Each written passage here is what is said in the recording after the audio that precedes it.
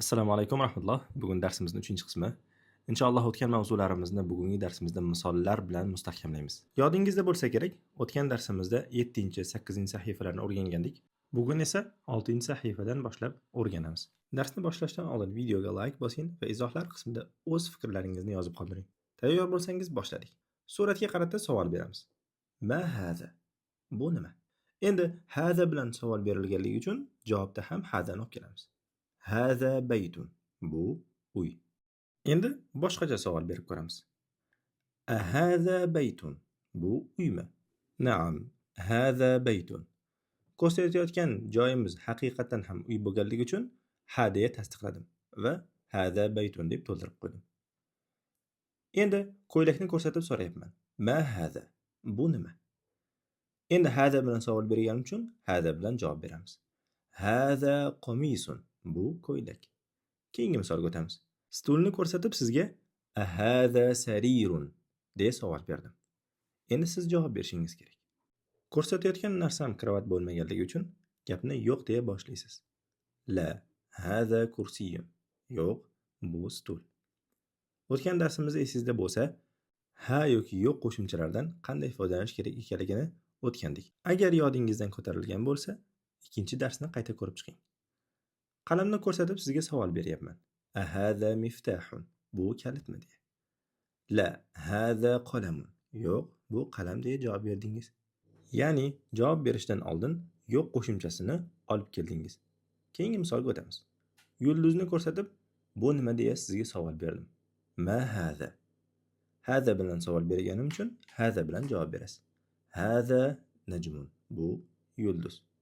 Shu bilan 6-sahifamizdagi barcha misollarni batafsil holatda ko'rib chiqdik. Shu o'rinda bir eslatma, darslarni yanada yaxshiroq o'zlashtirishingiz uchun biz Telegram sahifamizda 1 soatlik bepul darslar tashkillashtirdik. Hoziroq qo'shilib oling.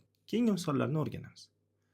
Hada sarirun. Kravatni ko'rsatib sizlarga savol berdim. Bunga javoban Naam, hada sarirun deya javob berdingiz. Ha, bu kravat.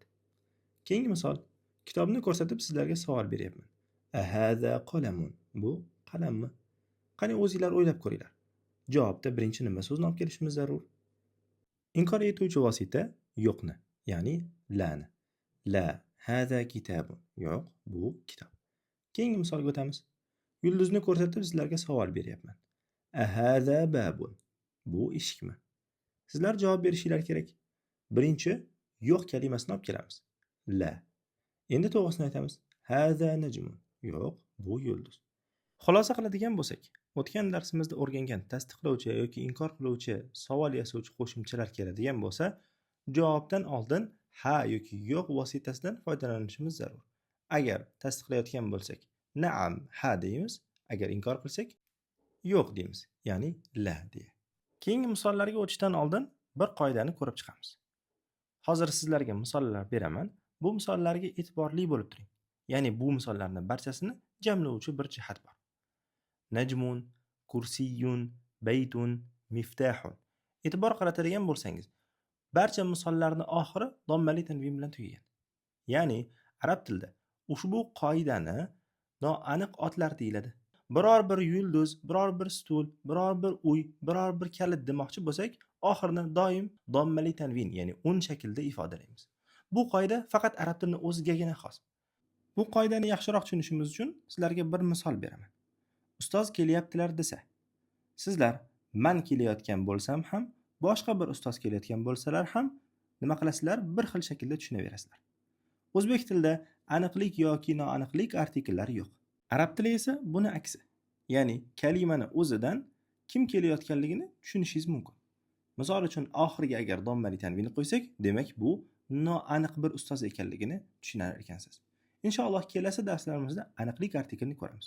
Xulosa qiladigan bo'lsak, noaniqlik artikli, ya'ni kalimalarning oxirida turgan dommali tanvin, ya'ni un bilan ifodalangan ekan. Misol uchun men sizlarga baytun desam, qaysi uyni tushunasizlar? Noma'lum. Xohlagan bir uyni tushunishinglar mumkin. Miftahun, kalit desam ham xohlagan bir kalitni tushunishinglar mumkin. Kursiyun, xohlagan bir stulni tushunishinglar mumkin. Demak, kalimalarning oxirida turgan dommali tanvin bu noaniqlik artikli ekan. Tushunarli bo'lgan bo'lsa, keyingi sahifamizga o'tamiz. 9-sahifa tepadagi tamrin 3 mashqini bajaramiz. Bu mashqda iqro vaktub, ya'ni o'qing va yozing degan. Biz harakatsiz holatda berilgan misollarni o'qib yozamiz. Misollar sizlarga yaxshiroq ko'rinishi uchun har birini alohida shaklda yozamiz. Biz o'tgan qoidalarimiz asosida ushbu misollarni o'qishga harakat qiling. Men sizlarga yordamlashib turaman. Bu parta. Hada maktabun. Keyingi misol. Bu masjid. Hada masjidun. Barakalloh. Keyingi misol. Bu qalam. Hada qalamun. Barakalloh. Keyingi misol. Hada sarirun. Bu karavat. Tushunarli bo'ldi-ya? Endi sizlar savol berishinglar kerak. Bu nima deya? Qanaqa yasallardi? Ma hada. Endi bunga o'zingizlar javob beringlar. Hada kursiyun. Bu stul. Harakatlarni olib tashalgan holatida ham biz to'g'ri harakatlar qo'yishni o'rganyapmiz. Keyingi misolga o'tamiz. Ahada baytun.